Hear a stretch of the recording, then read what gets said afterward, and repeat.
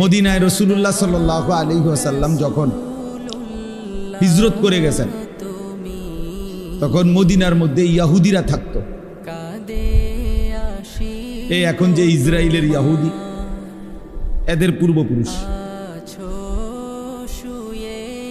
তো এই ইহুদিদের মধ্যে তখন একজন বড় জ্ঞানী পণ্ডিত ছিল, আব্দুল্লাহ ইবনে সালাম ওনার নাম।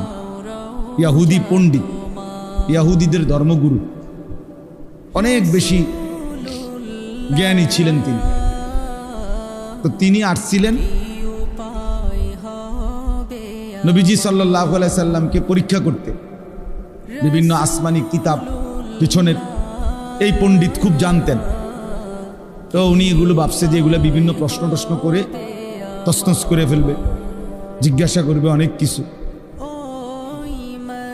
তো এই কথা ভেবে প্রস্তুতি নিয়ে নবীজি সাল্লাল্লাহু আলাইহি ওয়াসাল্লামের সামনে আয়েশা বসছে। তো আয়েশার প্রথমে নবীজি সাল্লাল্লাহু আলাইহি ওয়াসাল্লামের চেহারা মুবারকের দিকে তাকাইছে, তো নবীজিও ওনার দিকে তাকাইছে। দুইজনের এই চার চোখাচোখি হয়েছে। তা আব্দুল্লাহ ইবনে সালাম বলেন, ফানাজারতু ইলাইহি, ওই ইহুদি পণ্ডিত বলতেছেন, আমি মুহাম্মদের দিকে তাকালাম, চেহারার দিকে তাকিয়ে রইলাম। ওয়া তাআম্মালতু, তাকিয়ে ভাবলাম,